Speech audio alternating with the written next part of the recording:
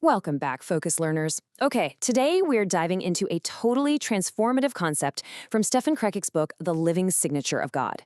Specifically, we're unpacking Chapter 1, which tackles something we all deal with, but honestly rarely understand, and that's fear.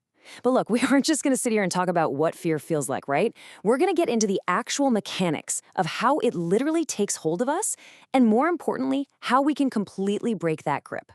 Okay, let's dive into this. I want to start by immediately challenging an assumption that, let's be real, pretty much all of us make. When you feel anxious, where do you think that anxiety actually comes from? Most of us would instantly say our thoughts, we think it's that never-ending stream of what-if scenarios just playing on a loop in our heads. But what if I told you that fear doesn't actually start there at all? What if the fear is simply a response to where you are choosing to look? Section 1. The gaze creates fear. Where fear starts. So to really wrap our heads around this, let's look at a real-life anecdote from the author. He shares the story about being at a birthday party, right? And there's this roaming Akita dog. Almost right away, he felt this intense, rising tension in his chest because he was worried about his kids. But then he realized something huge. The mere thought of the dog didn't cause the panic. The dog was simply existing. It was just being a dog. His fear escalated because he allowed the animal to completely capture his gaze. By locking his eyes on it, watching every single movement, he was projecting his own insecurity onto the dog. The fear was entirely validated and fed by the sheer amount of attention he was giving it.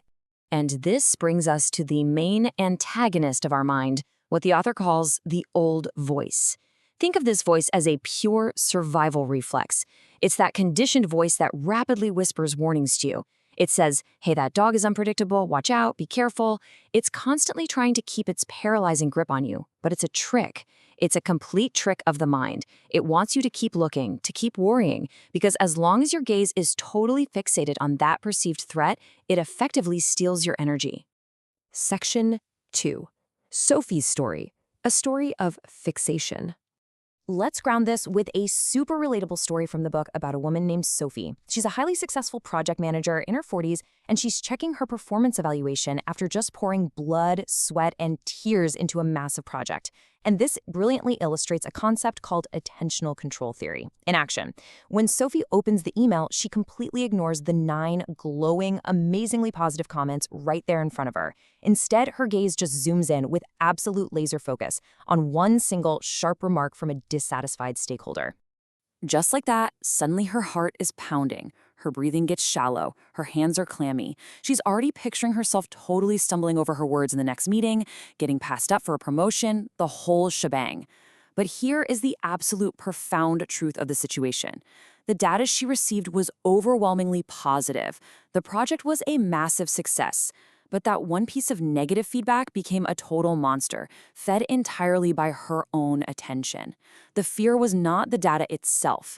Her gaze literally created her own personal failure. Section 3. New neural pathways. Shifting your focus. So how do we stop doing this to ourselves? Let's actually slow down for a second and look at the brain science and cognitive behavioral therapy behind reversing the state of panic. Because the secret here is that you don't actually have to fight the fear. You just have to shift your focus. Now, what's really interesting about this breakdown is that focusing on the negative fires up the amygdala. That's our automatic fear center. And it relies on old, anxious neural pathways. But by consciously shifting our focus, we actively engage the prefrontal cortex. That's the area responsible for logic, impulse control, conscious choice. We are literally using our conscious mind to regulate and calm down that primitive fear center. Guys, this is neuroplasticity in action. It's honestly incredible how we can literally hack our own brains. Every single time you catch a distorted, anxious thought and actively replace it with a positive, realistic one, you are physically building new neural pathways. You're hitting the brakes on that chronic stress response, and instead, you can actually trigger a release of happiness dopamine, simply by choosing to look at a situation differently. Section 4. The eye is the lamp, spiritual wisdom. The author then elevates this whole concept into the realm of spiritual wisdom, pointing to a really powerful biblical truth from Matthew chapter 6, verse 22. It says, "The lamp of the body is the eye. If therefore your eye is good, your whole body will be full of light." I mean, think about how perfectly that aligns with the neuroscience we were just talking about. If our focus, our eye, is fixated on fear, our whole world just becomes dark. But if we consciously choose a pure, trusting gaze, everything is illuminated. The core idea here is that God did not create us to live in fear. We're meant for freedom and joy. So when you feel that deep, paralyzing inner unrest, you have to realize it's not a punishment. It's actually an inner compass. It's this divine impulse, a kind of internal alarm bell signaling, hey, this isn't the way I intended for you to live. It's meant to be a motivation for you to physically and mentally turn your head, shift your gaze towards the light, and seek growth instead of panic. Section 5. Reclaiming freedom. Take back control. So the crucial point is, what negative detail are you zooming in on today, right? What is that one sharp remark, that approaching deadline, or that perceived threat that is just capturing your gaze and totally stealing your peace? Well, to reclaim your freedom, the author gives us 4 really actionable steps. Number 1, recognize the trigger. What specific image or thought is sparking the fear?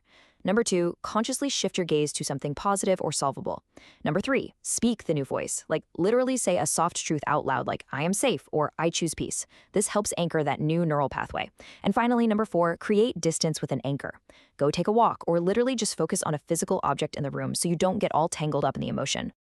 To really cement this whole process, the book introduces a pretty powerful exercise. It's called the Never Again Declaration. Here's how it works.